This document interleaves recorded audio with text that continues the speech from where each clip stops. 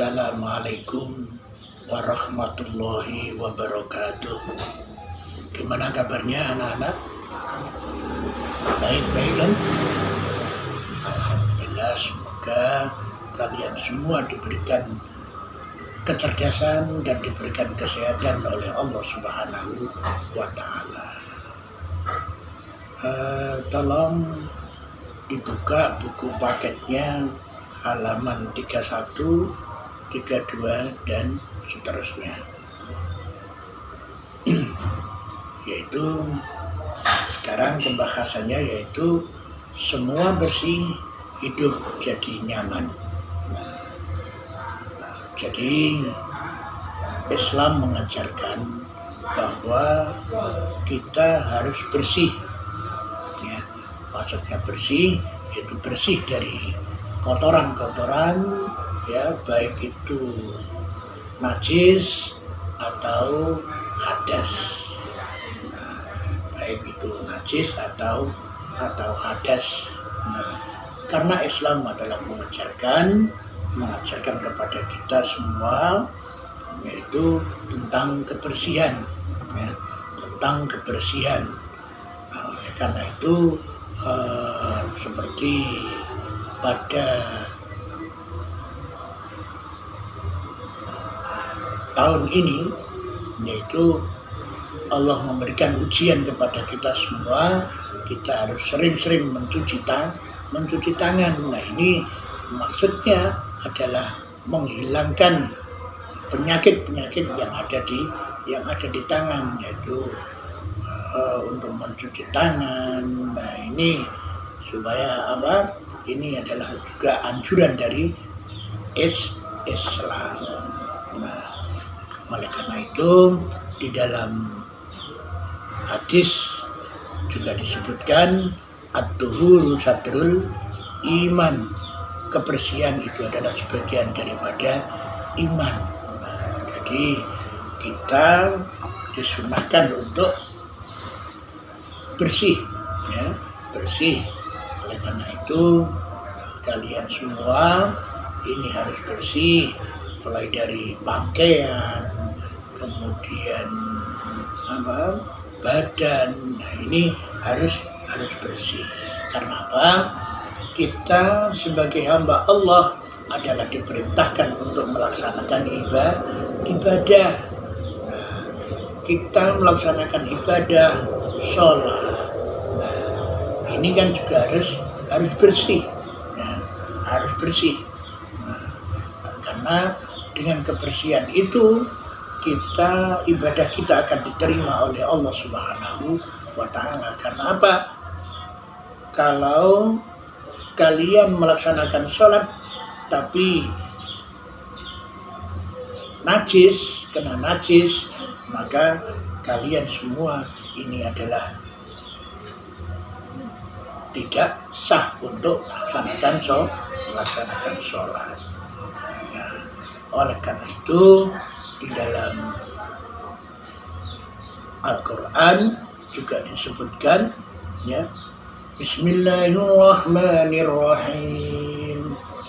Innallaha yuhibbut tawwabina wa yuhibbul mutatahhirin. Yang artinya sungguh Allah menyukai orang-orang yang taubat dan menyukai orang-orang yang mensucikan diri. Nah, oleh karena itu kalian semua ini adalah diwajibkan untuk melaksanakan kebersihan, ya. Jangan sampai baju sampai 1 bulan belum dicuci.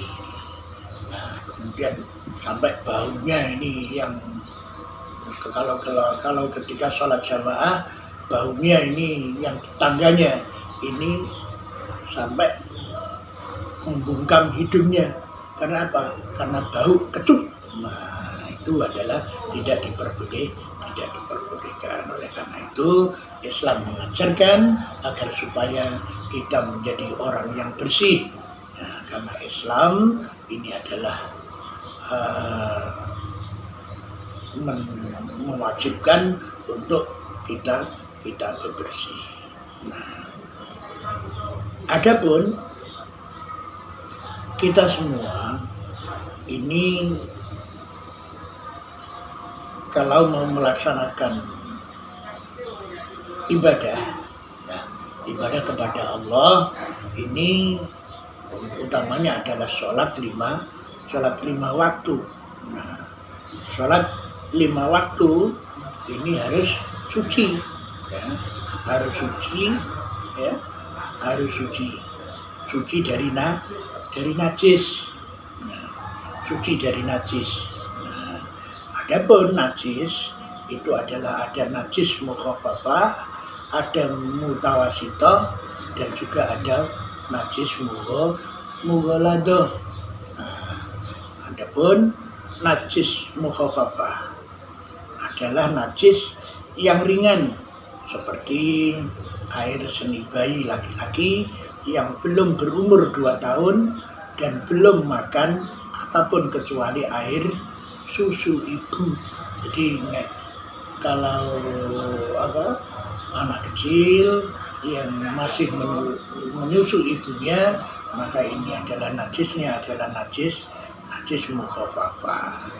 Adapun cara mensucikannya adalah sangat mudah, yaitu cukup dengan memercikkan atau mengusapkan air yang suci pada permukaan yang terkena najis. Jadi banjur itu aja sudah suci. Jadi najisnya sudah hilang. Nah, kemudian ada najis mutawasithah, ya, najis mutawasithah.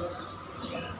Adapun najis mutawasithah adalah najis yang pertengahan, ya, antara najis jenis ini adalah najis mutawasithah ini ada 2 macam, yaitu ada najis ainiyah, yaitu najis yang jelas zat, warna, bau, dan rasa. Contoh, ada tembelek lentung. Nah, ada tembelek lentung. Tembelek lentung, nah itu namanya najis ainiyah. Jadi kelihatan najisnya. Jadi kalian tidak kena tembelek lentung. Nah, ini kalian lihat ada najisnya, kemudian ada warnanya coklat. Nah, warnanya coklat. Kemudian kamu cium bau. Nah, bau apa? Bau seperti petis. Nah, ya pokoknya seperti petis dah. Nah, pokoknya baunya itu sangat tidak enak. Nah, kemudian kamu dilihat ada rasanya. Nah, ada rasanya. Nah, makanya itu harus hilang semua kalau mensucikan itu. Kemudian ada najis hukmiyah, yaitu diyakini adanya tetapi tidak nyata wujudnya, zatnya, bau, dan rasanya. Jadi contoh, ketika kalian kencing, kemudian nyiprat. Nah, nyiprat kan tidak kelihatan. Nah, ini namanya najis hukmiyah, hukumnya saja. Nah, ini cara mensucikan juga harus dicuci, ya, harus dicuci dengan air, dengan air yang bersih. Kemudian ada najis mughalladah, ya, ada najis mughalladah. Nah, najis mughalladah adalah najis yang berat. Yaitu najis ini bersumber dari anjing dan babi. Nah, jadi kalau kalian dijilat oleh anjing atau babi, maka itu adalah najisnya adalah najis mughalladah. Nah, najis mughalladah untuk cara mensucikannya yaitu melalui beberapa tahap, yaitu dengan membasuh sebanyak 7 kali, 1 kali diantaranya menggunakan air yang dicampur dengan tanah. Jadi 7 kali membasuh, kemudian salah satunya yaitu dicampur dengan air, itu dengan debu, dengan tanah. Nah, jadi itu caranya untuk membersihkan najis mugolado. Nah, kemudian ada 2 macam, yaitu tentang hadas.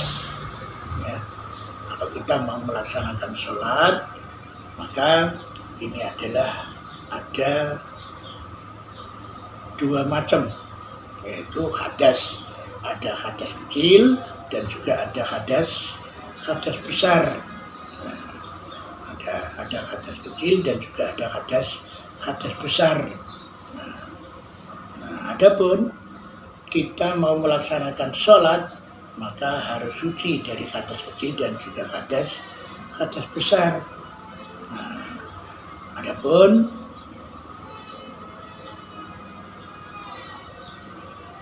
yang dikatakan hadas kecil, yaitu sesuatu yang keluar dari kubur atau kemaluan dan dubur. Jadi contoh ketika kencing atau nenek, nah itu namanya hadas kecil. Nah, kemudian hilang akal. Nah, hilang akal, contoh ketika kalian sudah punya wudhu, tidak tidur dengan gelempang, dengan tidur, maka wudhu kalian wudhu kalian adalah batal dan juga termasuk mempunyai hadas kecil.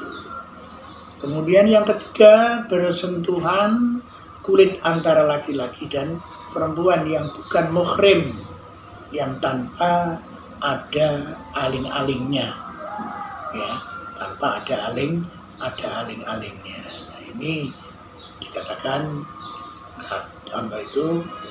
batal, ya, batal. Kemudian menyentuh kubul, ya, atau kemaluan dan dubur dengan telapak tangan. Jadi kalian pegang dengan telapak tangan, maka itu wajib untuk melaksanakan wudhu ketika mau melaksanakan sholat. Nah, jadi itu diantaranya hadas kecil. Ketika kalian mau melaksanakan sholat, maka kalian harus melaksanakan wudhu. Nah, kemudian ada yang namanya hadas besar. Nah, hadas besar yaitu apabila melakukan salah satu dari 6 perkara, yaitu yang pertama adalah berhubungan suami istri. Nah, berhubungan suami istri, besok kalau kalian sudah jadi nganten, kemudian punya istri atau punya suami istri, berhubungan, ya, antara satu dengan yang lain, maka itu wajib untuk melaksanakan mandi, yaitu namanya mandi wajib. Jadi mandi wajib, atau bersetubuh. Nah, ini adalah wajib untuk melaksanakan mandi wajib. Nah, jadi tidak boleh sampai tidak mandi. Kalau tidak mandi, sholatnya juga tidak sah. Nah, kemudian yang kedua yaitu keluar sperma. Nah, keluar sperma bagi yang laki-laki. Nah, bagi yang laki-laki keluar sperma. Nah, ini wajib untuk mandi. Nah, untuk Yang laki-laki yaitu keluar sperma. Adapun untuk yang perempuan haid atau menstruasi. Jadi kalau yang perempuan kalau sudah menstruasi yaitu haid, maka wajib untuk melaksanakan mandi wajib. Itu mandi wajib. Kemudian melahirkan. Melahirkan ini juga wajib mandi. Ya, melahirkan adalah wajib mandi. Yang namanya mandi wiladah. Ya, mandi wiladah yaitu mandi ketika melahirkan, maka itu adalah diwajibkan untuk mandi. Kemudian nifas. Ya, nifas ini juga wajib mandi. Nifas yaitu orang yang setelah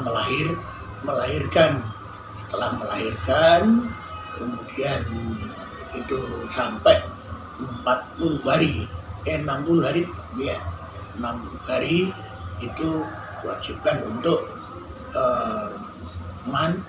mandi yang namanya mandi nifas. Kemudian yang ke-6 yaitu meninggal dunia. Nah, meninggal dunia ini juga wajib dimandiin, ya, mandi dengan keseluruhan. Nah, dengan mandi dengan keseluruhan. Nah, kemudian tentang darah yang keluar dari rahim perempuan yang menyebabkan hadas besar adalah haid, wiladah, melahirkan, ya, wiladah atau melahirkan, dan nifas. Jadi ada 3 darah, yaitu darah haid, wiladah, kemudian ada darah nifas. Nah, kemudian cara mensucikannya adalah dengan mandi wajib. Nah, mandi wajib atau mandi besar. Nah, karena perintah mandi wajib disebutkan di dalam Al-Quran surat Al-Maidah ayat 6. Wa in kuntum junuban fattahharu. Yang artinya jika kamu junub maka mandilah. Nah, jadi secara rinci tata cara mandi wajib sebagai berikut. Tidak ada caranya untuk mandi. Caranya mandi wajib yaitu adalah untuk menghilangkan hadas besar. Nah, adapun caranya sebagai berikut. Yang pertama adalah niat. Ya, niat itu nawaitul husla li raf'il hadasil akbari fardan lillahi ta'ala. Jadi saya niat mandi menghilangkan hadas besar karena Allah Subhanahu wa ta'ala. Nah, ini niatnya untuk melaksanakan mandi wajib. Nah, mandi wajib. Kemudian yang kedua, menghilangkan najis apabila terdapat di badannya seperti bekas tetesan darah atau kena tembelek. Nah, ini harus disucikan dulu, ya, harus disucikan. Kemudian yang ketiga yaitu membasahi seluruh tubuh mulai dari ujung rambut sampai ujung kaki. Jadi mulai ujung rambut sini sampai ujung kaki harus basah semua. Nah, kalau tidak basah maka tidak sah. Jadi makanya kalian semua harus memahami tentang apa itu mandi besar. Kenapa? Ini juga menjadi syarat wajibnya untuk melaksanakan sholat ibadah kepada Allah Subhanahu wa ta'ala. Jadi kalian semua kalau punya hadas besar kemudian melaksanakan sholat, maka sholatnya juga tidak sah. Jadi itu harus apa itu caranya mandi wajib.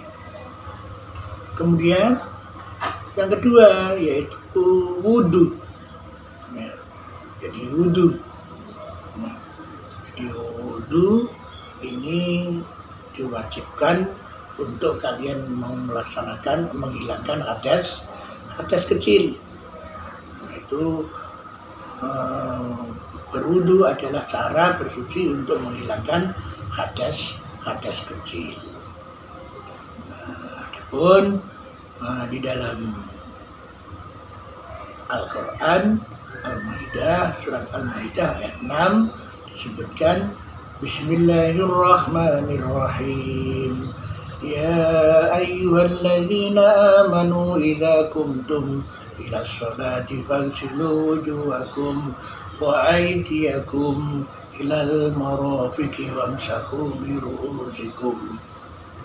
Yang artinya, wahai orang-orang yang beriman, apabila kamu hendak melaksanakan salat, maka basuhlah wajahmu dan tanganmu sampai ke siku, dan sapulah kepalamu, dan basuh kedua kakimu sampai kedua mata kaki. Nah, ini merupakan cara untuk melaksanakan wudhu. Nah, adapun cara-cara untuk berwudhu yaitu ada yang pertama adalah niat, ya, niat dalam hati, ya, niat dalam hati. Nah, jadi kalau niat dalam hati ya langsung niat wudhu. Nah, adapun niat yang bisa dilafadzkan yaitu nawaitul wudu'a li raf'il hadasil asghari fardhan lillahi ta'ala, yang artinya saya niat wudhu menghilangkan hadas kecil karena Allah Subhanahu wa ta'ala. Kemudian yang kedua yaitu membasuh seluruh muka. Nah, dengan niat itu membasuh dengan niat membasuh muka. Bismillahirrahmanirrahim. Nawaitul wudu'a li raf'il hadasil asghari fardhan lillahi ta'ala. Jadi dengan membasuh muka. Kemudian setelah membasuh muka, membasuh kedua tangan sampai siku. Ya, membasuh kedua tangan sampai siku. Kemudian mengusap sebagian kepala. Nah, ini mengusap sebagian kepala dengan air tiga kali. Kemudian yang kelima yaitu membasuh kedua kaki sampai mata kaki. Jadi sampai polok. Nah, dalam bahasa Jawanya polok, kemiren. Nah, itu sampai situ. Kemudian tertib. Jadi tertib itu urut. Kalau tidak urut, jangan mau wudhu, jangan membasuh kaki dulu, enggak sah. Jadi harus dimulai dari wajah, niat, kemudian wajah, kemudian tangan, kemudian membasuh bagian kepala, kemudian membasuh kaki. Nah, ini cara untuk mengambil wudhu, cara untuk berwudhu. Adapun kita mau melaksanakan wudhu, ini adalah ada sunnahnya. Adapun sunnah untuk membaca wudhu yaitu yang pertama adalah baca basmalah, yaitu membaca Bismillahirrahmanirrahim. Kemudian mencuci kedua tangan. Ya, jadi kemudian berkumur. Nah, kemudian memasukkan air ke dalam hidung. jadi menyedot air dari hidung, kemudian dibuang, dikeluarkan lagi, kemudian mengusap seluruh kepala. Nah, disunahkan itu ya, masuk seret sampai sini lagi. Disunahkan. Kemudian tidak berbicara pada saat wudhu. Nah, kalau sedang wudhu nggak boleh ngomong-ngomong terus dengan temannya. Ayo udah wudhu ya, dengan membasuh kaki atau membasuh tangan. Lu aku tadi ya.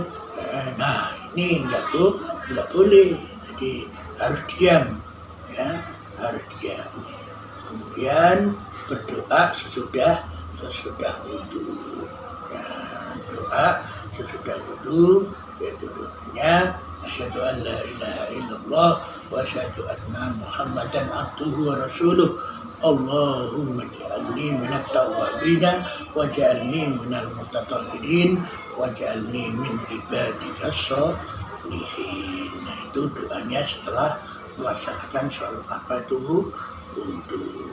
Nah, kemudian ketika kalian semua dilarang untuk menggunakan air, nah itu juga ada, yaitu namanya tayamum. Nah, tayamum itu untuk gantinya wudhu ya. Tayamum adalah untuk gantinya wudhu ya, dan mandi wajib dengan syarat-syarat tertentu. Jadi tayamum dilakukan dengan menggunakan sarana debu yang suci. Nggak boleh debu yang kotor, nggak boleh. Itu debu yang suci. Nah, maka dalam surat Al-Maidah juga disebutkan falam tajidu ma'am fatayammamu sa'idan thayyiban, yang artinya maka jika kamu tidak memperoleh air, maka bertayamumlah dengan debu yang baik atau suci. Nah, adapun cara ini boleh dilakukan jika tidak ada air dan telah berusaha mencarinya, atau banyu mau kanggo ngombe tok. Nah, jadi ini diperbolehkan untuk menggunakan debu untuk melaksanakan tayamum, atau berhalangan menggunakan air misalnya karena sakit. Nah, karena sakit tempat anggota wudhu kemudian tidak diperbolehkan kena air, maka ini pun juga diperbolehkan untuk melaksanakan tayamum. Kemudian yang ketiga yaitu telah masuk waktu sholat. Jadi satu tayamum untuk melaksanakan ibadah sholat satu kali. Semua waktunya sholat duhur, ya, sholat duhur tayamum ya, pada waktu sholat duhur itu kita diperbolehkan untuk melaksanakan kegiatan untuk sholat yang dikarenakan tayamum.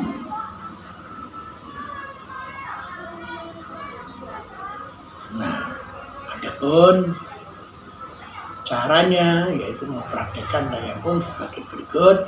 Yang pertama adalah niat, yaitu nawaitu tayammuma listibahatis sholati fardhan lillahi ta'ala. Nawaitu tayammuma listibahatis sholati fardhan lillahi ta'ala. Nah, kemudian yang kedua yaitu mengusap muka dengan tanah dengan debu yang suci. Nah, kemudian mengusap tangan kanan hingga siku-siku dengan debu. Nah, kemudian yang keempat mengusap tangan kiri hingga siku-siku dengan debu. Nah, adapun mandi dengan untuk melaksanakan sholat tayamum ini adalah sama. Jadi kalau mandi orang kok langsung geludung dengan debu, tidak, tapi caranya adalah sama dengan sholat, sama dengan melaksanakan ketika wudhu sholat. Nah, jadi tayamum, wudhu dengan mandi adalah sama. Nah, adapun hikmah daripada toharoh, ya, yaitu agar terhindar dari segala macam penyakit. Karena kalau kita tidak mau mandi, kemudian kita semua ini kotor, ya, kita kotor, maka akan menjadi sarang penyakit. Nah, makanya seperti pemerintah untuk menganjurkan agar supaya kita ini selalu mencuci tangan atau bersih. Kemudian orang yang selalu menjaga wudhu akan bersinar wajahnya kelak saat dibangkitkan dari kubur. Nah, kalau kalian bisa mudawamil wudhu, namanya melanggengkan wudhu, maka besok kalian akan dibangkitkan dari kubur ini dengan wajah yang bersinar. Nah, dengan wajah yang bersinar. Kemudian yang ketiga, sebagai sarana untuk lebih mendekatkan diri kepada Allah Subhanahu wa Ta'ala. Dengan kalian wudhu, maka kalian akan lebih dekat dengan Allah Subhanahu wa Ta'ala. Yang keempat, Rasulullah SAW menegaskan bahwa kebersihan itu sebagian daripada iman, yang disebut an-nadhafatu minal iman. Kebersihan, ya, kebersihan itu adalah sebagian daripada iman. Kemudian kelima, kebersihan akan membuat kita menjadi hidup dengan lebih nyaman. Karena apa? Dengan kita melaksanakan kebersihan, maka kita dekat dengan orang, pede, ya, dengan kumpul dengan orang lain juga pede, nah, percaya diri. Nah, tapi kalau kalian tidak mandi, kemudian baunya, keringatnya ini sampai menyengat, maka kita tidak pede. Nah, tidak pede kumpul dengan orang, ya, maka kita tidak akan bisa nyaman. Nah, oleh karena itu Islam mengajarkan bahwa kita semua untuk disunahkan atau diwajibkan untuk bersih atau toharoh. Nah, demikian pelajaran yang telah kita terangkan, yaitu mulai dari hadas kecil, hadas besar, kemudian cara tayamum, cara mandi, kemudian hikmahnya. Maka semoga apa yang saya terangkan ini bisa menjadi ilmu yang barokah, manfaat fid dunya wal akhirah. Allahumma amin ya rabbal alamin. Dan semoga kita semua diberikan kecerdasan oleh Allah dan diberikan ilmu yang bermanfaat dan barokah. Allahumma amin ya rabbal alamin. Nah, demikian nanti tolong dikerjakan, yaitu ada soal kuis, langsung kalian kerjakan, langsung dikirim, ya, langsung dikirim, langsung dikerjakan. Nah, demikian dari saya tentang pelajaran toharoh, yaitu bersuci. Semoga bermanfaat bagi kita semua. Allahumma amin ya rabbal alamin. Oleh karena itu, sebelum kalian melaksanakan kegiatan, berdoa, dan setelah melaksanakan kegiatan kita harus berdoa. Demikian, kurang lebihnya mohon maaf. Wassalamualaikum warahmatullahi wabarakatuh.